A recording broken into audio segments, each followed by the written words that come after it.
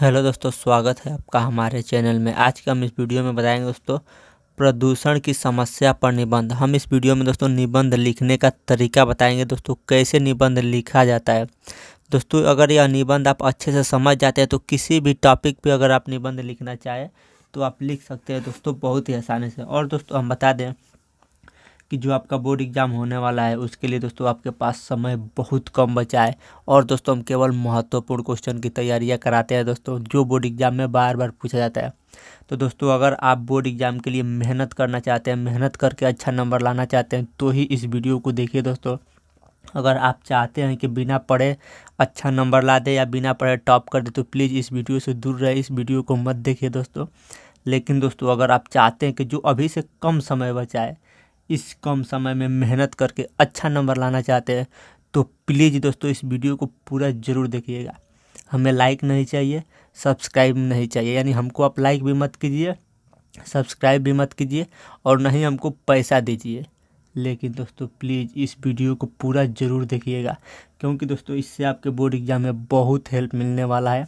तो आपसे यही रिक्वेस्ट कर रहे हैं कि अगर आप मेहनत करना चाहते हैं, जो कम समय बचा है इस कम समय में आप सोचते हैं खूब ज़्यादा से ज़्यादा मेहनत करके हम अच्छा से अच्छा नंबर लाएँ, तो ही इस वीडियो को देखिए, वरना इस वीडियो को मत देखिए।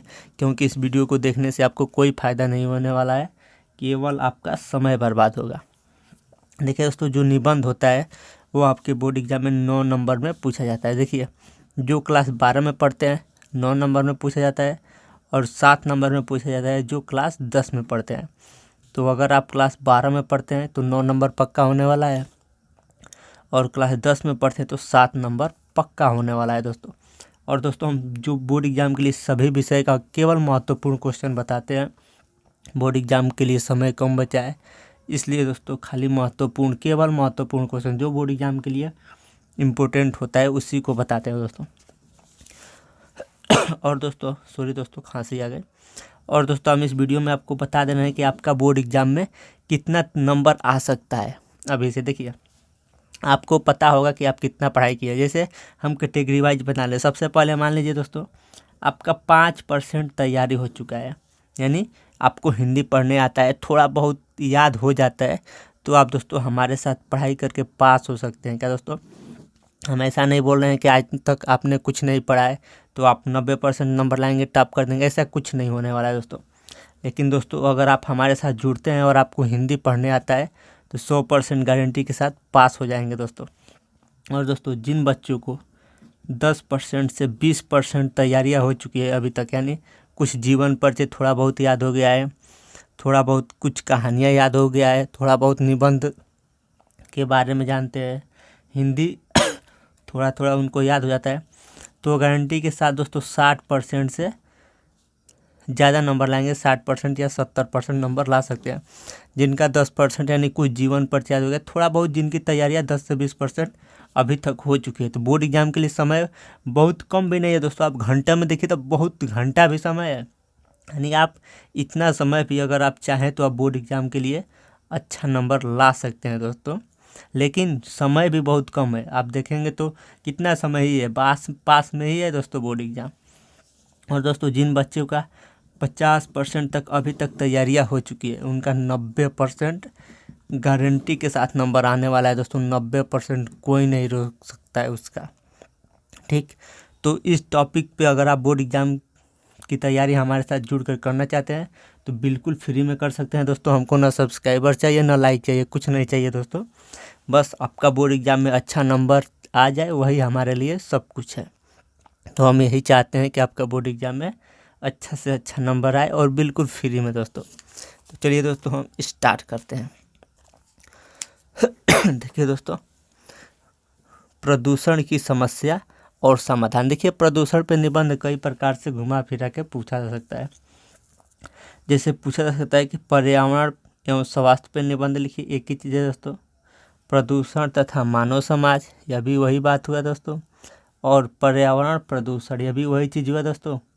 और प्रदूषण की समस्या, अगर इन किसी भी टॉपिक पे निबंध आपसे बोर्ड एग्जाम में पूछे तो यही लिखना है।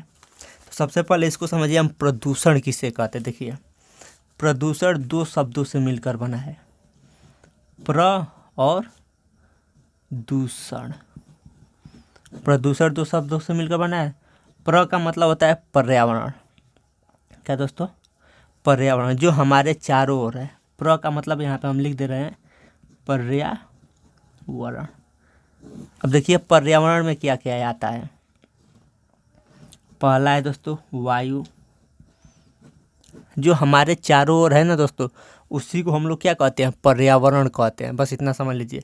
जैसे वायु है, पानी है, यानी इसको जल भी कहते हैं दोस्तों, जल या पानी, फिर मिट्टी, यह सब क्या है दोस्तों? सब पर्यावरण का ही भाग है, जो हमारे चारों तरफ है। इस समय हमारे चारों तरफ क्या है? हवा है, आवाज़ है, यानी ध्वनि भी है। इसको लिखेंगे ध्वनि। ठीक, इतना समझ में आ गया कि प्र का मतलब पर्यावरण, और पर्यावरण इन सबको पर्यावरण कहते हैं। और दूषित का मतलब होता है दोस्तों खराब, यानी दूषित हो चुका है, इसका मतलब खराब हो चुका है। तो प्रदूषण का मतलब समझ में आएगा, जो हमारा पर्यावरण है वो खराब हो चुका है, उसी को कहते हैं दोस्तों प्रदूषण। प्रदूषण का मतलब पर्यावरण को खराब हो जाना।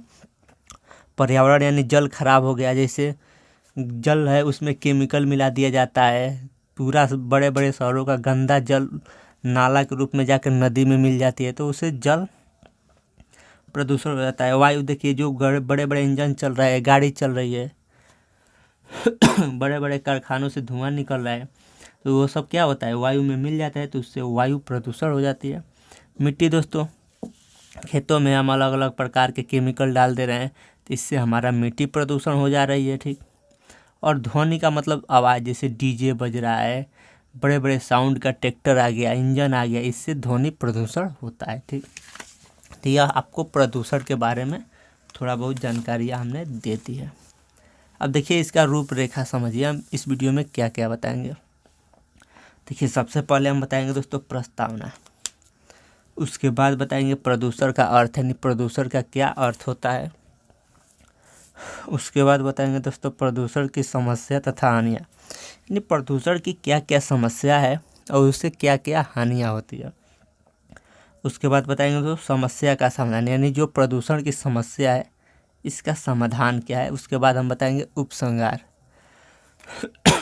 लास्ट में क्या बताएंगे दोस्तों? उपसंहार। तो देखिए प्रस्तावना, सबसे पहले देखिए प्रस्तावना। अब एक नई समस्या उत्पन्न हो गई है। क्या दोस्तों?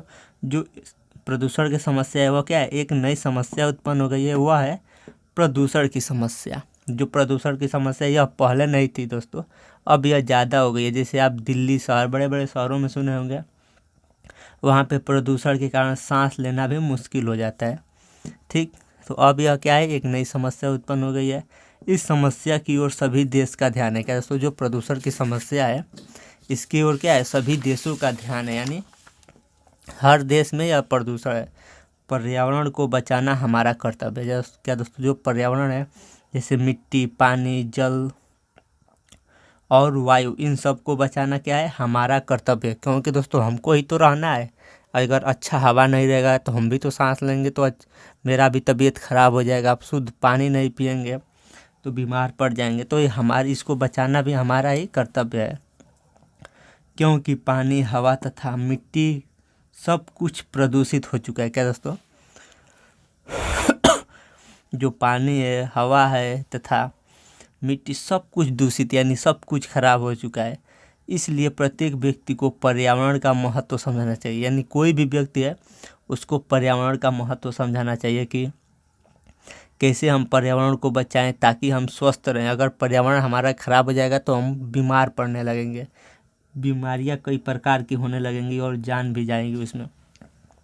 क्योंकि हमारे जीवन का यही आधार है। क्या दोस्तों? क्योंकि यही हमारे जीवन का आधार है। कौन है दोस्तों? पर्यावरण। जैसे जल, वायु, मिट्टी, यही सब क्या है? हमारे जीवन का आधार है। अब देखिए प्रदूषण का क्या अर्थ होता है। देखिए अच्छे वातावरण में ही हमारा जीवन संभव है। क्या दोस्तों? जो हमारा जीवन है वह अच्छे वातावरण, यानी अच्छे वातावरण का मतलब अच्छा हवा, अच्छा पानी, अच्छा मिट्टी में ही हमारा जीवन क्या है? संभव है। पर्यावरण का निर्माण प्रकृति से होता है। जो पर्यावरण है इसका निर्माण कैसे होता है दोस्तों? तो प्रकृति से होता है। जब वायु में हानिकारक गैस मिल जाता है तो वायु दूषित हो जाता है। क्या दोस्तों, जो वायु है उसमें जो गाड़ी से धुआं निकलता है, बड़े बड़े कारखानों से धुआं निकलता है, वो क्या होता है, हवा यानी वायु में मिल जाता है तो वायु दूषित हो जाता है, वायु खराब हो जाता है।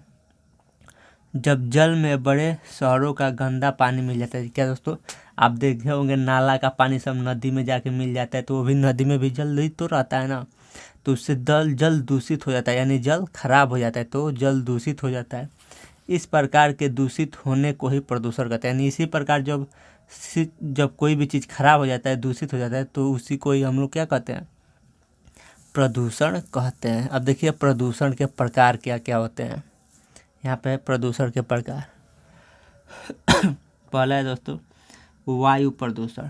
देखिए वायु जीवन के लिए अनिवार्य है। जो ऑक्सीजन हवा है वह जीवन के लिए क्या है, अनिवार्य है। अगर 1 मिनट से 2 मिनट तक किसी को वायु न मिले तो वो जीवित नहीं रह सकता, तो यह अनिवार्य है दोस्तों।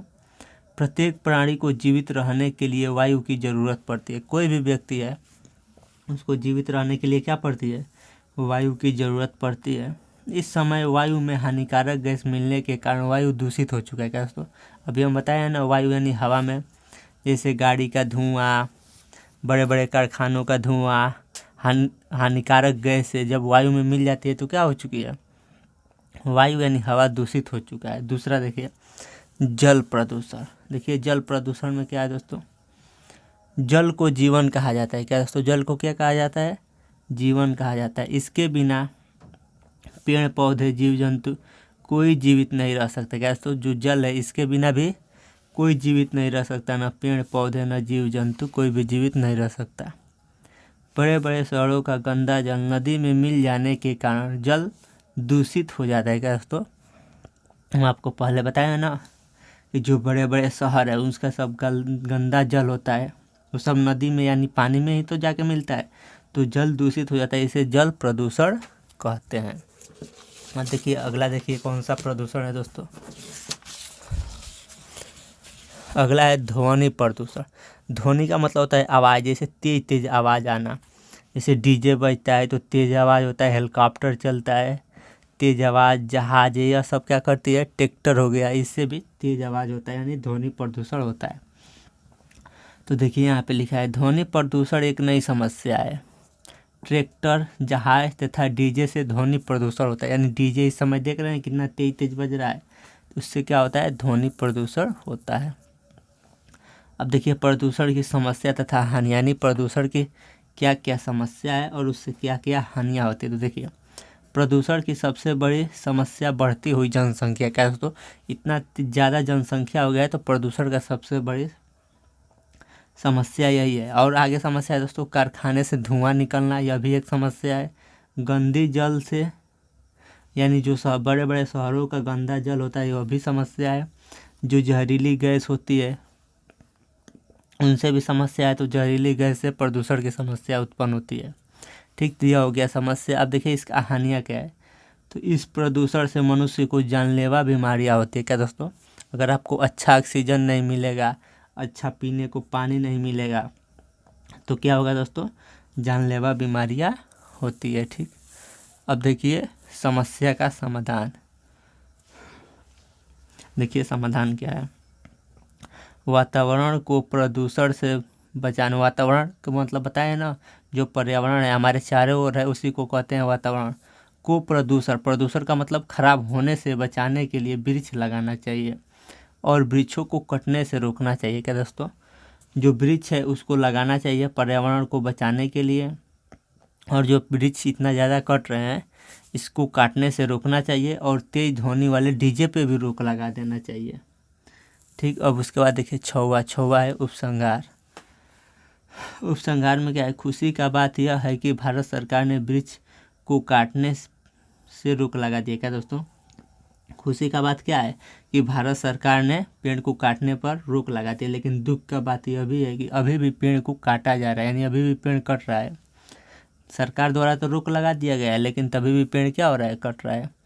और यह भी प्रयास किया जा रहा है कि नए वन क्षेत्र बनाए जाए, यानी सरकार यह भी प्रयास कर रही है कि नए क्षेत्र में वन लगाया जाए, जैसे रोड पे या कोई ज़मीन फालतू पड़ा है उस पर वन बना दिया जाए।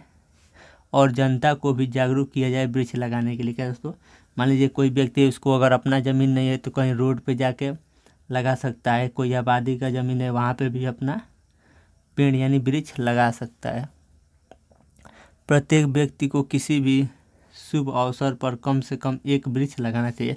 मान लीजिए आपका जन्मदिन है तब एक वृक्ष लगा दें, कोई त्यौहार है तब एक वृक्ष लगा दें, यानी किसी भी शुभ अवसर पर कम से कम एक वृक्ष जरूर लगाएं। सरकार और जनता के सहयोग से प्रदूषण पर नियंत्रण किया जा सकता है। आगे का बोर्ड एग्जाम की तैयारी करने के लिए जो आपके स्क्रीन पर वीडियो आ रहा है दोस्तों, इस वीडियो को जरूर देखें।